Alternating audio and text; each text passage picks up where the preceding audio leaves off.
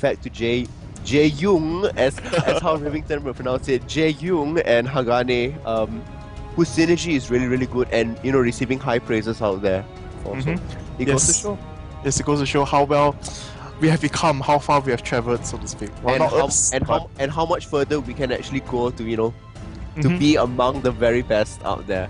Yes. So right now the champion section has actually started, the bans has proceeded, so right now we're going to move into the game. And wow, as I suppose it's a bit of a targeted ban on Ezreal lately, when I see a lot of matches when players play for the teams, when they play against the Kuala Lumpur Hunters, they do ban Ezreal right now, as Jae-young does play a very strong Ezreal in terms of his poking the laning phase. He normally does dominate the lane very well.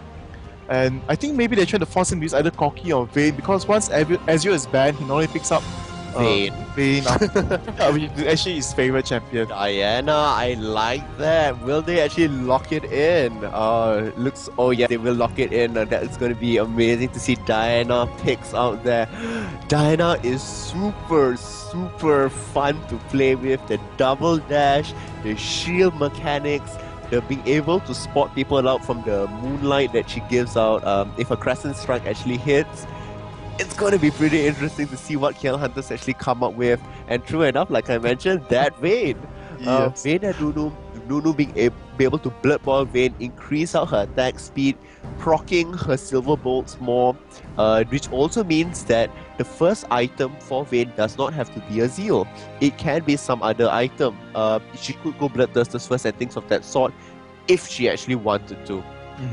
And just so you all know, you all were not sitting next to me, so you couldn't see how Pseudo's face formed. If I was describing a Diana, I was like describing about a lover or something. It was so intense. I was like, I didn't want to say after that. I mean, it definitely is one of the more interesting champions that we haven't seen all that much of in tournament scenes. And that's why I'm really amazed. It's the same as when I did Season 2 qualifiers for Malaysia and everybody was using Zyra. At first I was really excited, and then everybody, like after 8 games and Zyra either being banned or picked, it was ridiculous to a point.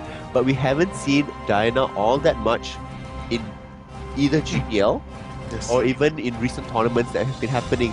Like even in the TSM in invitationals that were out there, I think out of the 12 matches, only 2 matches had Diana in it. So I was pretty shocked. But Sona and Skarner being taken down, it's quite AoE much. I wouldn't say AoE much, but it's like a single target. But of course, maybe Sona will stun the whole team, but then after that, Diana will choose to burst down one and Skarner pulling another person away. It's like more of controlling the positioning of the entire team. Like Diana, I believe Diana is going to be building more tanky, even though she might be the AP mid. Maybe could be the top laner. Never know. Yeah, I mean, no. Why I say AoE much is because Diana can pull us in, can pull the KL Hunters in. Diana has the AoE shield, as well as Skarner can drag people to be fit perfectly into it, and Sona can ulti on top of it. So it actually combos really well with each other. So, it's strong in that sort of sense. But Carters being picked up by KL Hunters, now we know that Goldens has been really good on Carters, and he's very proficient there. Dawn as well on Maokai, no surprise there whatsoever. Dawn has been really good on Maokai, keeping up, map awareness, jungling, de-warding, getting an early oracle to help out. But how will Taipei Assassins actually respond to this? I believe they will either take Mundo. Oh, never mind. They already took Skarner, what I'm talking about. I'm a bit lost right now. I was like, thinking Skarner will go to the top lane. Scorpion, hide in the bush. Then Skarner. Okay, never mind. Anyway, when you said Skarner, it seemed like a Pokemon. Like they can't say their name. They just say Skarner. Let's dive that. We will stay in the brush for 8 seconds. So for those of you who do not know it, do try it out. It's actually quite interesting. And you can see a knockdown to Jax. So Jax definitely on the top. Mid will be Diana. And we're gonna see. We can't actually say mid any longer because lane swap is the flavor of everywhere. Everybody is just lane swapping non-stop. Bottom is going mid, mid's going bottom, mid's going top, top's going bottom. I don't know what's going to go on until we actually get into game. But Ash being picked up. Ash with Sona. This what's going to happen is that the level 1, the very first shot, not only will Ash have the 100% crit chance, Ash will also get the additional damage from Sona's power chord, Hymn of Valor. Yes.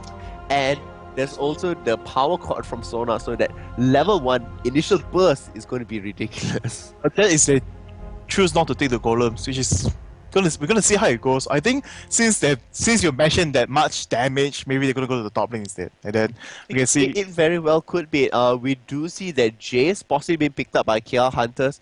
I kind of like that, staying away, the poking distance. Now Jace can also help keep away people that are trying to come onto Vayne or to Karthus, because Vayne and Karthus are pretty slow moving heroes. Vayne can only tumble, but after the tumble, if she is slowed down or if red buff procs on her, it's not going to be all that great for her. So I don't know how well this is going to go. We see a lot of ignites, 3 ignites on Taipei Assassins. Mm-hmm. KL Hunters, 1 ignite, 2 exhaust, 1 heal. I don't know. I really don't know about this. It's more of how the lineup and plays right now. For Jay, when he plays Vayne, he wants to keep his health up, because at the hit straight on, even if he get exhausted, the true damage is still true damage. Yes, that is really, really true. The true damage will always be there, and nothing much else will affect. Yeah, so it really depends on how well the ignite is placed onto Vayne before she kills. The stake on Sona has ignite and not exhaust. I mean, it's actually a lot of people have been trying and changing out. You can see the depending on the champions for the AD and support, they take cleanse and ignite, or maybe cleanse and exhaust, or maybe even exhaust, ignite, or maybe it's actually the AD that takes exhaust and support takes ignite, and for heal ignite, which is more favorable for right now some of the teams that we saw just now for Singapore Sentinels as well as Saigon Jokers. But the Leona and Graves, they did take that composition where Leona had the ignite and Graves had the heal. So I mean, it really depends on how well it is going to fall out, or what you want your team to do. And I have no idea, because summoner spells right now, with the change of summoner spells as well, increase and debuffs on the heal and things like that, has been changing around quite a bit. And right now, teleport will be one of the more favorable spells for, if you see Singapore Sentinels play, I suppose, as a counter to Saigon Jokers. With Saigon Jokers, that is the best spell they have for Mixed Water, is mobility over the map. Yep, the mobility definitely helps out a lot of things now. I mean, and through AS change from phase to phase, at one point, everybody was just using heals, and then they started switching to ignites and exhaust, and now they're going back to teleports. So it's going to be pretty interesting. This is going to be like a killer Sona. Sona's going to land the ignite, possibly getting kills from it. Even her power cost and things like that. Sona is one of the supports where it's pretty easy to get kills from. Yes, it's very easy to get kills from. So just going to take a look at Stanley's runes, because I just that's just stalking Stanley, I would say. He plays sometimes very different rune sets and masteries, so this is more my personal favorite thing to see. But okay, slightly different, not going for 1580, he's going for more health regeneration. His quintessence is actually health regeneration per 5, which is something I did see before used in Season 1 by some players, as they want to sustain the top lane more. As well, Jax has no sustain abilities, but does have a high burst damage. I mean, he does have the dodge. No, that's not sustain. Well, that's damage mitigation. You're right on that one. I'll give you that. So yeah. For Mastery is actually going for 122.7, taking 22 points, buffing up the armor, the reduction of minion damage, and also going for vigor, health regeneration, and of course the most important thing for Jax is actually the mana regeneration. Yeah. As if he does go all out, he really does just go all out, and he won't have mana when he returns after that. So, is there anything you'd like to spy before we go off? We still have a few more seconds. I actually want to see what's going on with Goldens. Now, Karthus without teleport, I'm not sure how that's going to work out. Okay, so health per level, normal magic pen, pretty high up there. Ability power per level as well, and flat ability power. Nothing much there. On the masteries, I do believe it should be in 2109. So it's pretty standard there for the side of Goldens. Nothing much too surprising, but I am kind of surprised about the fact that he does not have teleport. I mean, for Karthus to really, in terms of team fights, sometimes, in terms of winning his lane, with the exhaust, especially against the Diana, it's going to be very, very helpful. Because it does reduce the overall burst damage and attack speed, which is quite important for Diana in terms of the passive to proc the third hit. It does do a lot of damage, even though they don't have that much AP. So it could be in the favor for him to win the lane, more than helping out the team. He just needs to help out the team with his ultimate. Just stands there. And Requiem. Yes, definitely. So, in terms of winning the lane, that would be a much better choice, in my opinion. Because even after he dies, exhaust might still be there, and he just needs to have his aura out, the His kill stuff. defile. His aura, the magic aura. And in the end game, if Counters is fat, everyone's just gonna suddenly, oh, penta kill, they just died aura, the team fights. You know, sometimes like, in the past when I started playing League of Legends, I didn't know what that did. When he died, I didn't know he still would be there. I just stayed and fight in that thing, I keep dying. I'm like, why do I keep dying? I don't Oh, Teddy, the cute teddy bear standing in the defile and then die. I highly doubt though that Diana will actually engage on Karthus even when Karthus dies. It's like, to me, it doesn't make sense. So yeah. I mean, We're actually going to go in-game right now. It just started, so we're going to see what's going to happen in there. and to counter your point would be that because Diana has to charge in for the kill, so it's going to be in the face because ultimate is a dash. Right. So she would be in the melee range to do I'm damage. pretty sure she will like dash out of it. Like, Oh, you're gonna use two frogs to kill. How are you gonna dash out after that? You have to flash. I mean, we'll have to see what happens after in this. So we're gonna see Jace using his actually taking his movement speed first just now. Actually gonna put his team into the position. Yes, he did take the accelerate gate, his movement speed thing. Like, I'm sorry, I was like movement speed when he swapped. I was just amazed because normally as Jax, because of the lane, you will want to take the first ability. So this is going to be very interesting to see overall how this plays out. As right now, Well, they kind of are in the jungle. They are walking up and down. Nothing much interesting going on. Pretty much everybody is kind of playing safe. So, yeah. Nothing much interesting. KL Hunters is pretty spread out. On the side of Steep Type there. I keep joining Taipei Assassins and TPA together to form also weird combinations in my mind. But yeah, that's what's happening. Pretty much everybody is having a very standard opening. Spreading around there, making sure that nobody is there. Yeah. So I see that actually for Kuala Lumpur Hunters, actually right now they're actually in more favor of they're more in favor of actually swapping the lanes in the early stage. They are trying out a new way of how taking down the turret as quick as possible, securing objectives in the early stages, and then in the mid game they'll be much stronger than the opponent. And normally we have seen it turn out quite well, but sometimes they do fall in the team fights, which is the main problem for KL Hunters right now. So it's going to determine how well they're going to play this early game and maintain the advantage in transition into late game.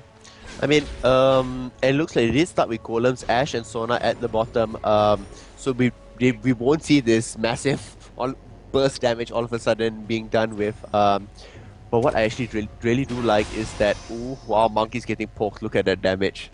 So imagine if there was 100% crit chance, by, done by Ashe. Monkeys would have gone down so much quicker. Yes. And ta-da! You see us on the map now. I'm not sure about this lane swap. In terms of earliest advantage, right now, before Jax reach level 2 or level 3, it's going to be the advantage of Nunu and Vayne because he doesn't have his. I don't think he'll take counter strike so early. And normally Jax, let's say his first ability is most important.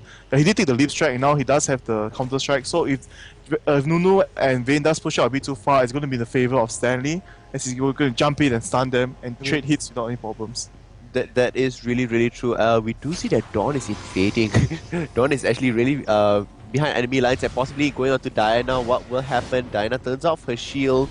Sapling being thrown. Nothing. The shield does go down. Will Dawn go in for the bind? Ashe responding at the bottom, walking into the river, but nothing much happening there. So just scaring Diana off a little bit from the lane. At low levels, Diana can't really do much damage. So this is kind of helping her out. I don't know about this. I really don't. Yes, definitely. This is going to be a very interesting matchup to see overall. I mean, Jace is one of those champions which can go 1 against 2 underneath the tower because of his tankiness and his abilities. Not at low levels. Okay, yeah, not at no levels, definitely. Skarner's coming in. Yes. Skarner, the chili crab. Definitely good. Oh, but why did he flash back? I am not sure. I know he wanted to try and go in for the kill of Sona, but yeah, that's the reason he flashed back, just to go for the kill for Sona. But you flashed directly onto a Skarner. The positioning was one of the things that were not really that great, but yeah. TPA Toys getting hit. Lots and lots of hits. Stanley standing around. What's happening? The root does go down. Toys is standing perfectly in Defile. Looks like, yep, Don Murray will get it with the final hit.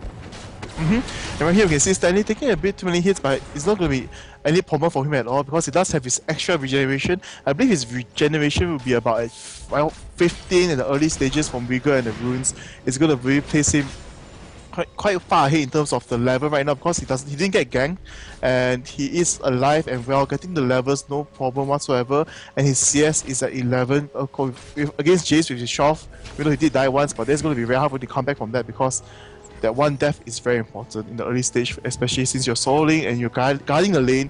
If it does push you a bit too far back, you're going to lose the tower first, and that's not what KLH wants. They really want to take down their opponent's towers first at the top lane. But look at the bottom brush, it is really warded out there. Dawn coming in as well for another gank. It looks like Stanley might go down, the root does go down. Dawn already starting to tank the tower. The Condemn doesn't actually go off all that well.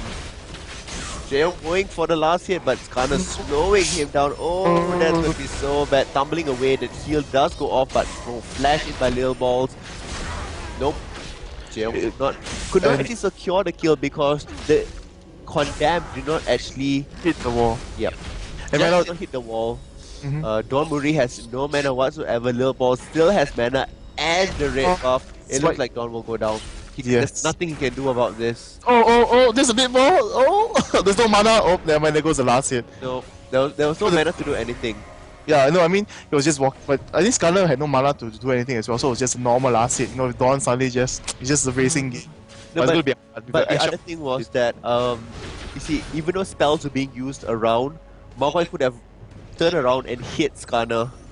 Possibly healing, but that did not actually happen because the moment he turned around, Skarner would land the hit before anything would have happened. So the attack speed difference was too large for Maokai to really heal back up. I can see, wow, Dawn is actually going to go on be aggressive right there, take the kill on the Golden, but dashing into the tower range, and it's going to be a straight 1-for-1 right there.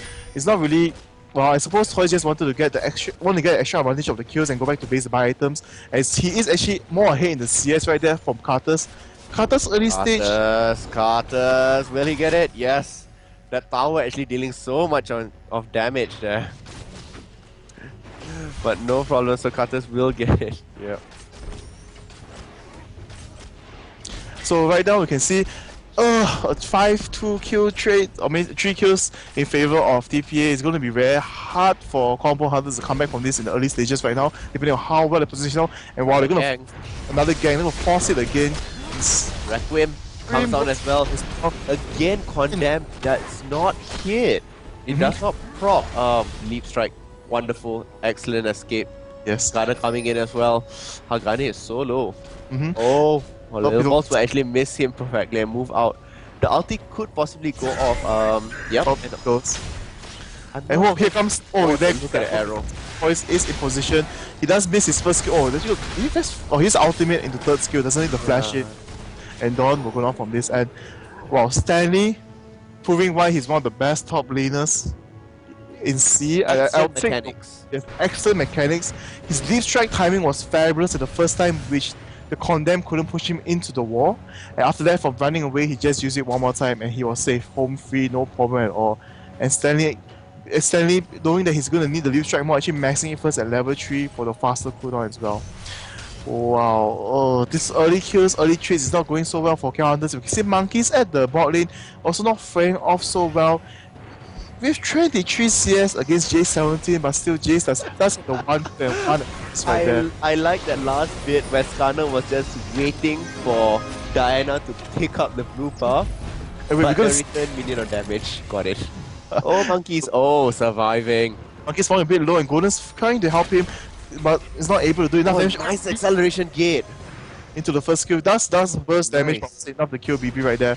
And right now again, the boss know that the gang is going to happen. Waiting right there. Jay almost probably going to get caught. He first push Jax away. I don't think that would be the correct choice. He should have aimed for Scar. Going for Hagani. It's going to Hagani. Actually, if I was Hagani, I would have ditched Jay a long time because there's really nothing you can do after you train. Not with a Jax, not with a Skarner. Skarner can slow. Worst comes to worst, if you do flash away, Jax will just leap strike to you. So Yeah. I don't know how well they're actually going up there. So Yeah, because I mean, I think Jo made a mistake right there. He had pushed Skarner away because Jax did already use his counter strike. There's no way Yeah. of stopping him, and it just didn't turn out so well. I'm not sure why. But in the condemn, I believe maybe he wanted to land a stun onto Stanley, but again, position it was out. yes, just by that much, just slightly, the position was just out. Okay. So yeah. What's interesting to see is that I don't think so. It was all that was. Oh, we are back, and this time we are separated. I don't think so. The lane swap was called for. Like, I don't see why you would lane swap against an Ashe Sona and a Jax. Like I don't think so. That was called for. The tower dives onto the top lane didn't work out all that well. I'm not sure why they're consciously trying to do that, because it's proven that Jax is really good at jumping away, and it looks like this will be another free dragon, no problem there. But another free dragon. This is the first dragon of the game. I'm still reeling from the Singapore side. It's like, sorry, first free dragon. Dawn and monkeys are pretty much there, but nothing's happening. The acceleration gate was a little bit too slow. I think maybe about a second faster, and he could have stolen it because they did smite it earlier, but smite just wasn't timed right. So, oh well there. Yeah, you see the trade-off does go off the dragon for the tower at the top, right? The Jax go back, and the 4 will get at bottom. I think they knew the dragon was being taken, or they just timed it. The Jax had to fall back, and they just push on. And they're gonna fall onto mid, gonna kill Toys here, and then gonna force the mid lane tower to go down. This is vile. Yes, and there goes Toys being taken down instantly right now. KLH is gonna move to break down the mid turret as well, very quickly. I mean, they have 4 people there with possibly monkeys coming in. On the side of TPA Assassins, they're kind of out of position to intercept this. They could possibly go in for Sona and Ashe, but they don't really know that they're there. But if they do go in for Sona, Ashe is gonna eat Skarner. There's Crescendo. Look at that Skarner. Oh, the Defile is still going on. Requiem is actually not up. Oh no, it is up. Sorry about that. Something could have actually gone down there, but opting to be actually a little bit more safe this time. But because if they did charge in, then Crescendo would appear, and it would just be like GG. Because Stanley was at full health right there. He would just jump in, counter strike, stun again, and slap people with their lamp. Oh, actually, talking about Jax, that is the new skin called Nemesis Jax. It looks so good. Yes, it does look so It good. looks so good. If you haven't seen it yet, you can either go find out, look at it, or it's actually on my Facebook page as well. It's there. Soft moving right now. No, I just think that it's there. Oh my god, your finger. Yeah. Okay. Separated. Okay, so anyway, Magic Finger. So powered, overwhelming. And then we can see, monkeys Crescendo. so aggressive. There goes the ignite. Gate. He's gonna fall off. A mistake getting me killed because of the ignite. Definitely Sona, one of the easier supports to get kills on from. It is a 1-0-1 Sona. That's like really good on Sona's side there. Dewarding Lil Balls, no problem whatsoever. Continuously, the Oracles has not even been lost yet. So yeah, there are people who said they want Arcade Sona. Yeah, I mean, I'm a huge Sona player. I mean, on my main account, I have over 400 games of Sona. Yes. Was it 200 games or 400 games of Sona? It's like I have ridiculous amounts of Sona. So Dawn Murray getting caught. Oh, yes, they're going Gale to coming in, pushing that away, but Dawn Murray would not be able to escape this. Nope. And Jeong possibly will go in. The arrow misses by a smidgen. Yikes. Oh, it's gonna hit. Oh, never mind. I thought it was gonna hit Jace a bit more. If Jace did use Assassin Gate and swap his weapons, he might gotten hit by the arrow because of the most debuff. Okay, see, Monkey actually gonna ignore Stanley, just gonna farm all the minions. That's a very wise choice right there. And Right, taking a couple of turret hits out there, forcing Stanley to use support. That's what should be done, like these little trades. And I think this is what should have been done from the very beginning. Jace versus Jax. Even though the counter strike is there and the lead strike does fall onto Jace can just hit him away, smack him in the face, push him back away. So, preventing that additional magic damage being dealt. So, but I mean, what KL Hunters had in mind wasn't really that wrong. I mean, what I agree with what you say in terms of maybe the lane phases. If they did stick back to the normal meta, they might have come out more victorious. But because of that swap change, so to speak, even though they did lose dragons some kills because of some mistakes, however, they did take down 2 towers, those objectives really, really quickly, which is slightly pushing them back into the game, even though we've lost a bit of CS as well as kills right there. The 6 kill difference. Well, okay. Well, let's put it this way. It's 14 minutes, 6 kills is quite a bit. The goal Definitely. lead is, at this point, about 4k. Mm-hmm. Not that much. Yes. Not at a point where it's beyond coming back. Hmm. So Definitely. it's still very possible that KL Hunters could make a turnaround for this. KL Hunters just have one turret extra compared to Taipei Assassins. They have taken out one extra turret, so that's really great out there. It really down falls down on if the team fight is forced to happen, how well KLH should respond overall. Will they win the fight? They have the damage reduction from Maokai. Mm-hmm. They have the Defile from Carter's. Yes. It's about how to actually put it down. Now, if you remember the 4-man attack onto Diana, Mm-hmm. it still took a while to break her down. Yes. And Then- if that was a 4 versus 1 and it took that long, imagine a 5 on 5. I don't think so it will go in the favor of KL Hunters, simply because KL Hunters will have to be kind of bunched up. Diana will pull them in, Sona will crescendo, something what I talked about, and then Jax will come in with counter-strike and stun everybody and smack them.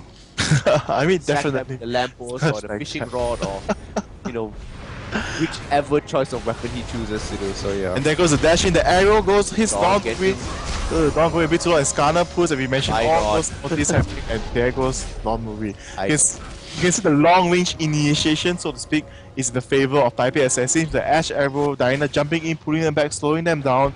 Yeah, it's definitely going to be very hard for KLH to respond if they don't notice those things coming up without any side wards. There's another thing that has actually been mentioned. Look at it, this is exactly what I was talking about.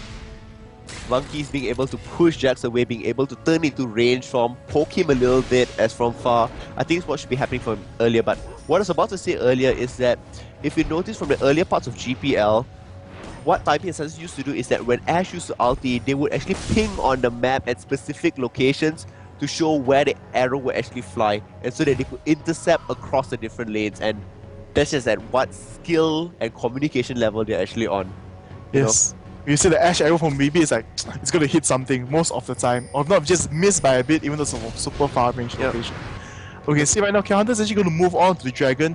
They have three. The pings are going off. Yes, and there goes the wards, the Oracle coming from Blue Balls, but I don't think they'll be able to do much because the arrows are down, the ultis are down. That KLH knows about that, that's why they're going for the Dragon right now. But That's mites. That's mite. That's mite.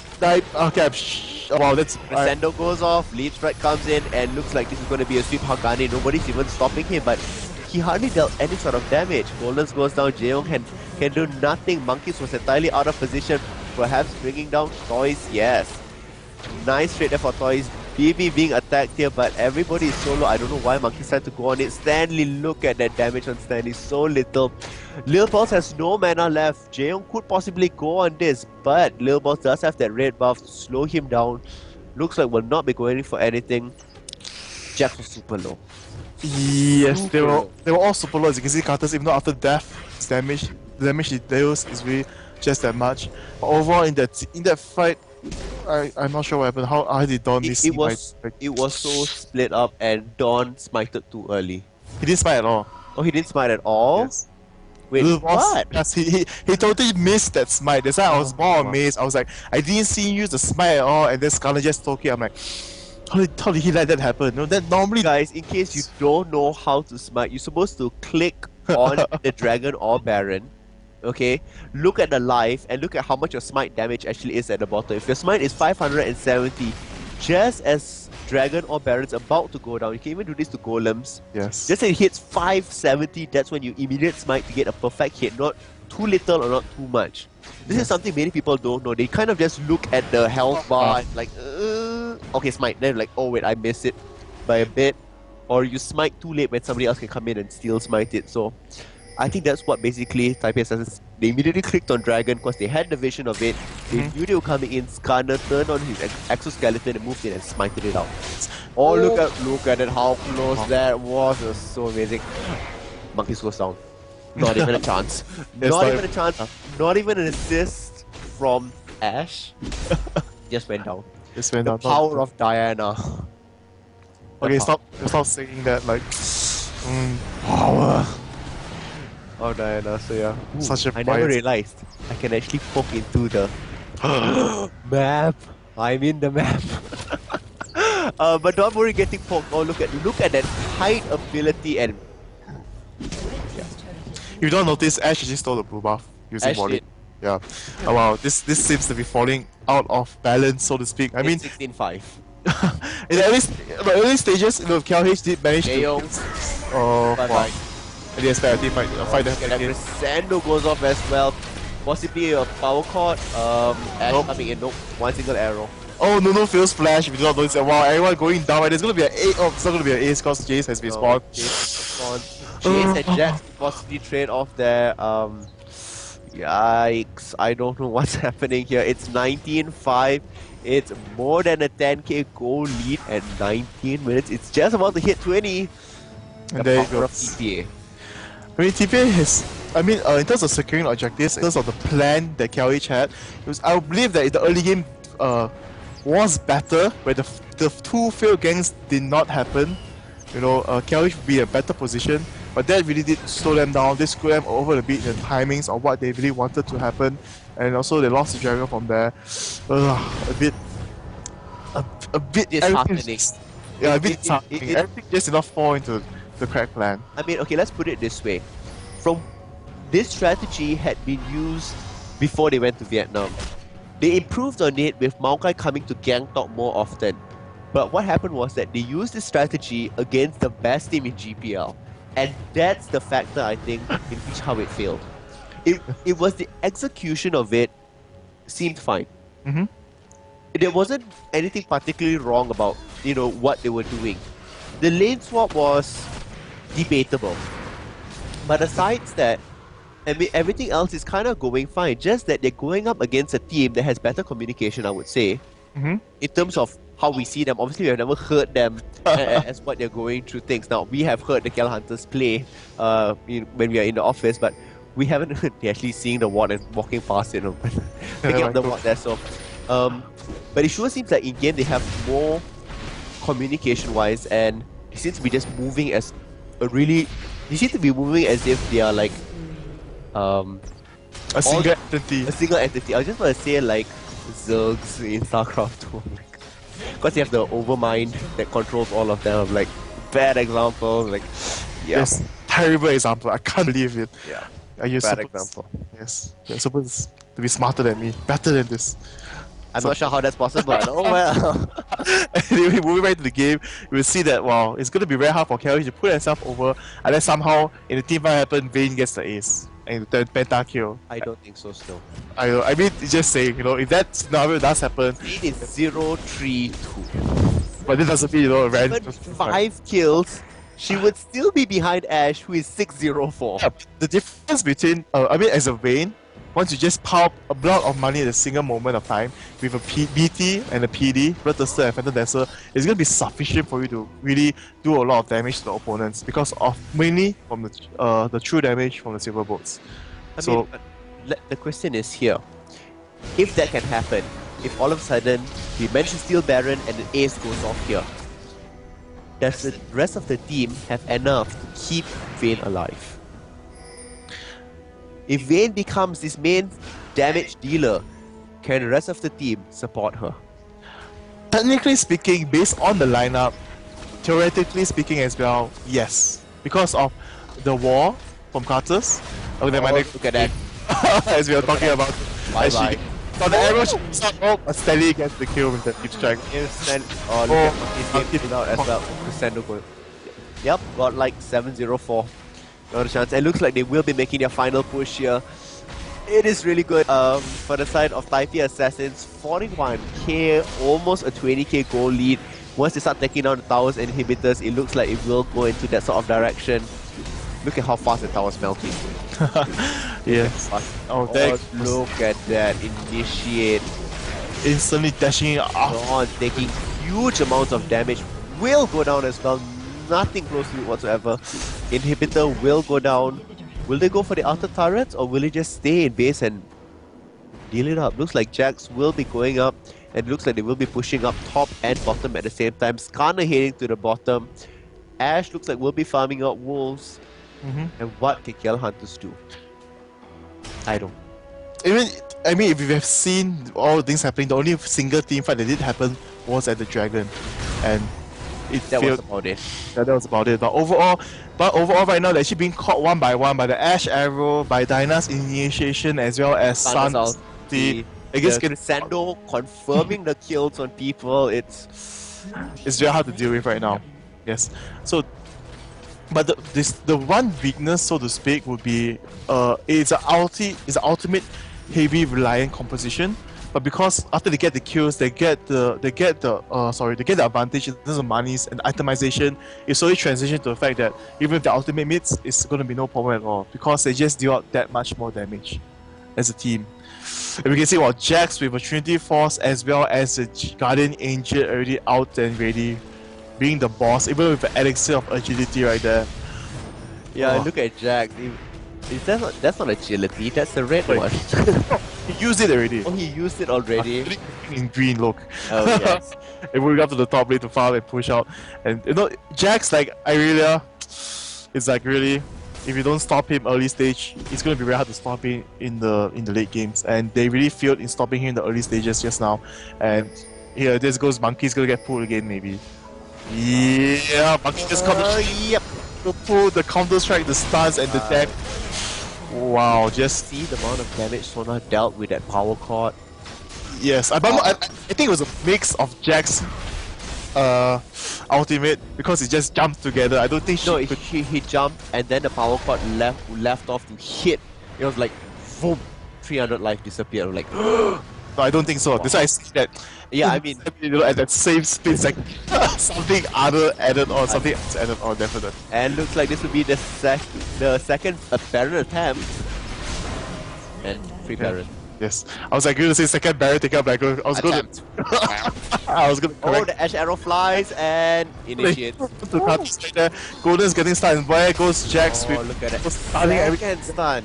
Jumping in and Skarner falling out from behind, even with the exhaust is going to be enough to stop Stanley. Stanley just slips onto Karthus, trying to bring him down, and there goes the flash. And here comes BB as well, slowing down Domuri not being at all, actually not a chance at all. And here moving up, here we see Skarner's ulti clocking up, going down so far.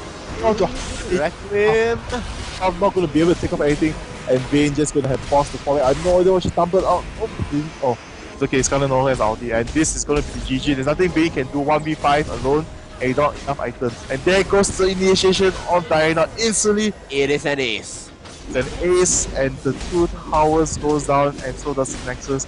And there goes GG. Very good game, well played. By both teams, definitely amazingly played TPA, and more so I will focus on Stanley's escapes at the top gang attempt twice in a row, giving Skarner the kill. Very good play by Stanley out there. I'm actually kind of bamboozled. I don't really know what to say about it. It was a lineup that they did. It is a very, very valid strategy in what they did, but it just didn't work out for them this time because the top gangs failed. Kills were given to them. So this is when Jack started to snowball from there. Ash at the bottom started getting kills as well, and started getting assists with her arrows flying randomly across the map. Yes. So, and Sona was there as well. So even Sona had kills. Skarner being able to ult at different directions, pull people in. Overall, they just worked really, really well together. Yes. So yeah, we're actually going to go into the score screen just to see a little bit of how the difference of the goal was. Yes. So, yeah. And there it goes. Mass difference. Even the support Sona mistake with 3 kills, 40 assists, 2 GP5s is richer than every single champion on KLH Hunter side, and that it's the 14 assists. That 14 assists gold is so much higher. Like it came to a point where Sona didn't even need to, not last hit or stop herself from last hitting. She could just take whatever creep she wanted. It didn't matter anymore. That was just that's how much fed they were compared to everybody else. Jeong at 7k when their support at 8.4k. That's how much of a difference it was. The difference is really showing how well TPA played. They controlled the whole game, the objectives, everything taken down, and in the end, KLH just couldn't respond well because they got outplayed. They got outplayed. Actually, they got outplayed. I would say they mainly got outplayed by one champion. Jax. And by one player, Jax, which is Stanley. And there was amazing plays. Like Stanley knew exactly how much to jump away to avoid the condemn hitting him into the wall. Every time it was just like by that much. By very, very little bit, he able to escape. I mean, for people who want to learn how to play really good jacks, go watch this replay of it again. Look at where his positioning is, always keeping in mind where he should be, where he should move to, and how far the creep wave is actually coming so that he can actually jump towards the furthest creep away. I believe he planned that very well. You could see whenever he leap strike, it was into the correct direction to avoid being condemned to the wall. The second one we used to run away into safety. Yep.